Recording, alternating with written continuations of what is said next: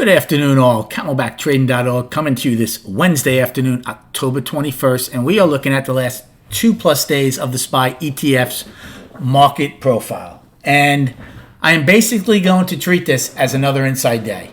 Yes, we came out of the inside day twice from yesterday in D and G. Spent literally maybe seconds there in G, a couple of minutes in D. Only took it out by about 20 somewhat cents. So for all intents and purposes, I will treat this as a double inside day the last 2 days. Triple Qs had a legit inside day again, both 2 days in a row now. Tuesday and Monday, Wednesday inside of Tuesday, poor high on the day. We end 10 wide. Volume will be below average. I will tell you this, though. We closed down at around the 342.65 level. That's below last week's low. Now, yesterday we closed above it, barely. Today we closed below it, barely. One day doesn't make a market. However, I think the buyers, the bulls, are starting to test the bears' patience here a little bit. The more you keep pecking away like that chicken pecking you to death, at some point, we're going to get below, stay below, and get acceleration below last week's low. This non-stop nonsense crap with this stimulus deal is agitating the market.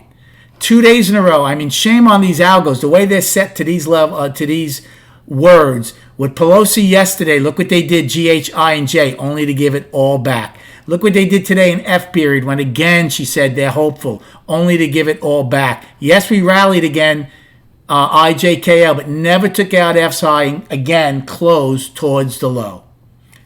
The market hates uncertainty. So if they come to a deal overnight or tomorrow early, well, then maybe we take out today's high and start ripping higher. But at some point, if they don't get it done, 2 out of 3 things are negative. 1, they walk away and that will flush it. Or 2, they continue this charade that they're playing and that's going to flush it. That's my 2 cents worth. To give you my trades today, I started on Tastyworks today. I love it. However, it's a learning curve. It was with Schwab for a long time. Both platforms are totally different. So it's an absolute learning curve that's going to take me a little while. I traded very small. I ended up green, very small. Just quickly, I took a short. When A period ran up, I took a short, basically thinking, hey, look where we are against D's low again from the 19th. That's the lower end, the low of the upper distribution. I took a 345 put. Would have worked out. Again, it was small. It's not even worth talking about. B period took out A, then came right back in. I didn't do anything there. I took a small one against when B took out C's low. There was some poor structure. Again, I'm talking 3 to 5 contracts on some of these. But we did go down. A period we had horrible structure in A period when this ripped up. Horrible. Well, it all got filled in C and D. So again, this was week longs. The market was long overnight. It continued long, and then finally C period relieved the pressure in C and D. Came out of an inside day to the downside, only to get nothing. Once the algorithms got agitated in F, I really stayed out of it a good part of the day. I was looking for a short in I, because value high at the time. I was looking for a short between I's high and value and F's high, where value was. Wasn't quick enough on the trigger. Again, I'm getting used to the platform. I actually took a long in M period, which worked out, believe it or not. I bought the 342 calls when we flushed out. I was like, I don't think they're going to test a new low this late in the day. And we went back up again, pennies. I traded the biggest I was 10 contracts today. Just trying to get my feet wet and learn the platform. So, which I am going to like, but it is going to take just a little while. Now, again, destinations will be far and wide apart. For the upside, the first one will be the 10 wide at 344. So we close at 342.65. First destination. Actually, why is that saying that? I apologize. trying to see where they're showing this closing. Give me 1 second.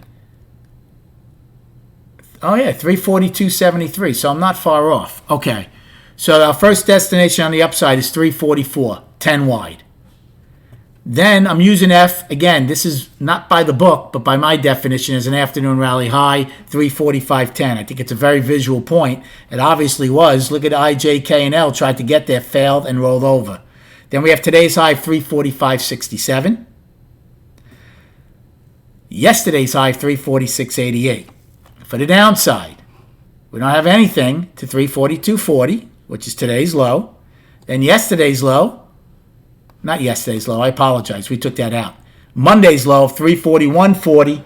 And then below that, again, you should have all those destinations I gave you down to 334.38. Please look at some prior videos for those.